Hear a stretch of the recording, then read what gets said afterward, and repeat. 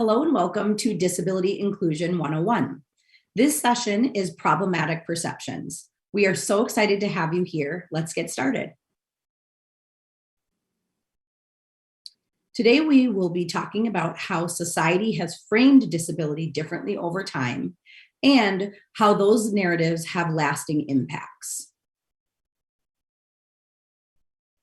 Today, you will be led by myself, Ashley Ullman, and my colleague, Allie Strong-Martin as your facilitators.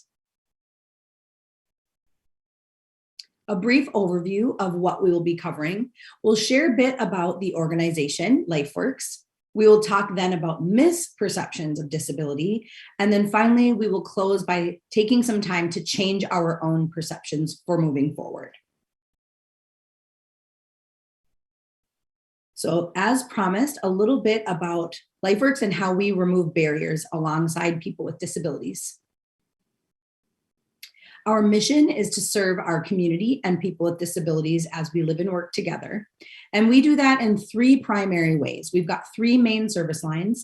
We've got self-directed services, employment services, as well as day services. We work with folks from a wide range of backgrounds with a wide range of skills and interests. And ultimately, what we do is come alongside and work with people in the way that they choose so that they can continue to build and live the lives that they want to lead. We also like to share a bit about the community collaboration that we've had over the years. We were founded by parents in 1965, and since then, we have been working with community partners, which has been critical to advancing our mission. Once we started providing employment services, we started working with employers, of course, and since then, we have worked with over 400 employers in the community. We also have worked alongside 600 and counting community organizations in a number of different ways. We are honored to share that we have had the support of more than 800 donors over the years. And as always, we like to pause and say thank you to both the individual donors, the large corporate sponsors, and everyone in between. Without you, our work would not be possible. And then lastly, we just want to share a couple of different ways that you can stay connected with the work that we do at LifeWorks. You can sign up for our newsletter, Life Pursuits. You can follow us on Instagram or on Facebook. And then, of course, you can stay connected with the latest and greatest on our website, www.lifeworks.org. So now I will kick it over to Allie, who will take us on a quick dive into the misperceptions of disability. Thank you, Ashley, for kicking us off today and for that introduction. So I am going to cover our content for today, again, like Ashley said, on misperceptions and perceptions of disability. So there are many different perceptions or understandings or mindsets about disability, and many of these mindsets are harmful, and we think that that needs to change. So why do we focus on perceptions, or why do we take a moment to think about perceptions? It is important for us to be able to be critical of our perceptions, because how we understand disability influences our actions towards people with disabilities. So I often like to say that we do need to take a second to think about what we think about. And in this case that we're talking about, what we think about disability, which we don't often take a critical look of how we think about disability. And we think this, again, is important because perceptions create beliefs. Beliefs then do turn into actions, and actions continue to uphold the narrative. So like I mentioned from the beginning, there are many misperceptions about disability. There are just a few examples listed here. So many misperceptions about disability include, for example, that disability is something tragic. Disability is something to be feared. Disability is abnormal or a sickness. Disability is uncommon, or disability leads to a lesser quality of life. And again, we want to be really clear that these are misperceptions, they are false assumptions, and they are untrue. Disability is none of these things, but typically, if we're honest with ourselves and we take a moment to think to ourselves, what were some of the first things we were taught about disability or that we learned about disability? One or more of these misperceptions might have been on our list of things that we were originally taught to believe or to think about people with disabilities. But again, we do just really want to say here that these are false assumptions and that they're misperceptions, but they are still very common understandings of what disability is. And that's what we think needs to change. And so on this slide, we are doing a very brief crash course in the different conceptual models of disabilities. And we have listed here just 4 models. We have at LifeWorks been researching and learning about these models for the past few years. We are going to be continuing those conversations internally and externally. And again, this is just a crash course in only 4 of these different mental models or frameworks of disability. And so for decades and decades, people with disabilities and their allies have put forth a set of conceptual models of disability. Again, these are mental frames of reference that mostly come from the lived experience, the personal lived experience of people with disabilities communicating about their own experiences of moving through society with a disability. And so the 4 models that we're going to talk briefly about today are the charity, medical, social, and disability rights models. So first up is the charity model. This is a really common way, again, still today, of understanding disability. And the charity model depicts people with disabilities as victims of circumstance or as victims of an individual tragedy. Under the charity model, people might think that people with disabilities are therefore deserving of pity or are inspirational figures. The medical model is another really common way of thinking about disability. Again, it's also a harmful way of thinking about disability. But the medical model falsely believes disability to be a deviation from quote unquote normal health status. The medical model views people with disabilities as a problem needing to be fixed or cured, and does not acknowledge how society itself limits access and inclusion. The social model is another model of disability, and the social model was first put forth all the way back in the 1980s. So it's been around for a really long time, and it represents a huge shift in the way that we as a society and as individuals can think about people with disabilities.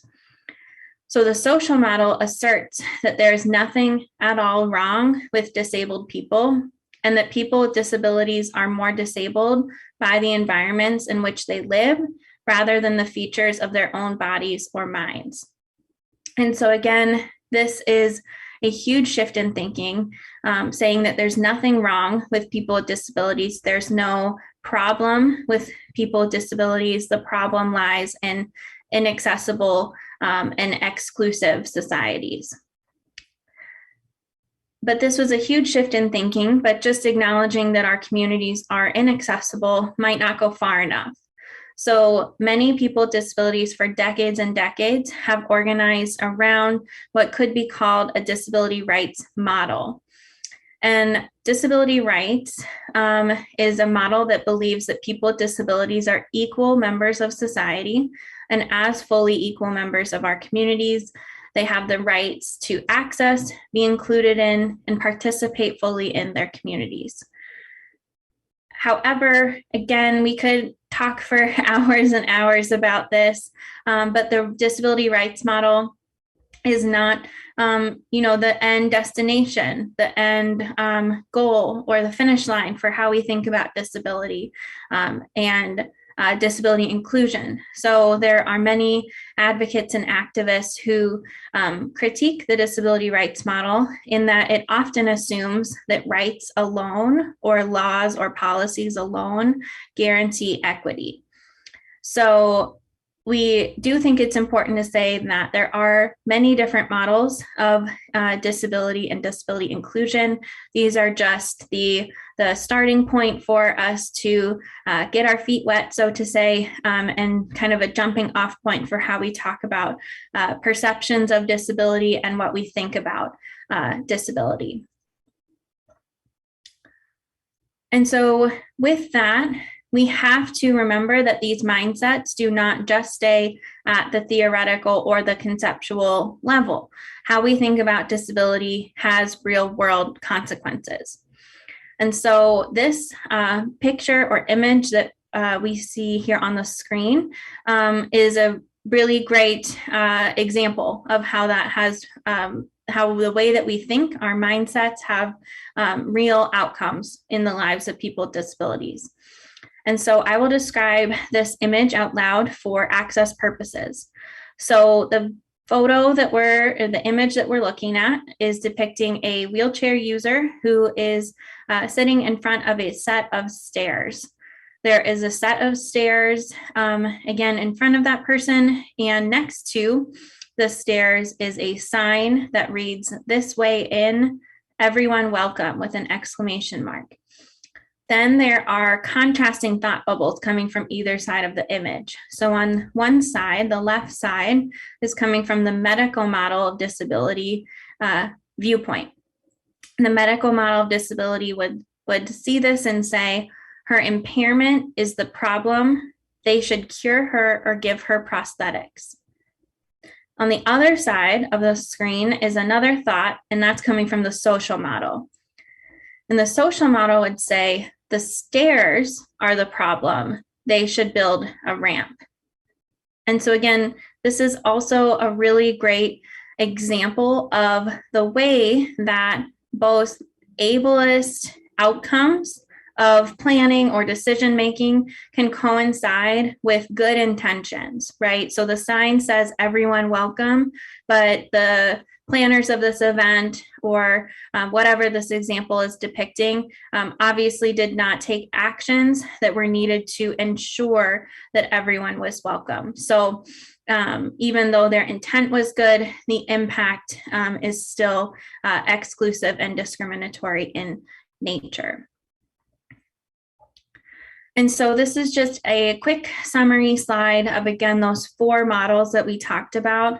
There's a lot that we individually and collectively can unpack and think about together and critique and, again, consider that we've inherited a lot of different beliefs about disability. And if we're honest with ourselves, most of those beliefs are harmful to the dignity and the inherent worth of our neighbors, coworkers, friends, and family members with disabilities. But one sure way that we can change these problematic perceptions is that we confront them head on and we continue to have these conversations and we continue to unpack them individually through reflection and collectively, again, through conversation. And so Ashley will now close out our time together with some thoughts on how we can continue to unpack these beliefs we hold and change our perceptions together. Thank you, Allie. So let's apply and discuss what we've explored together today.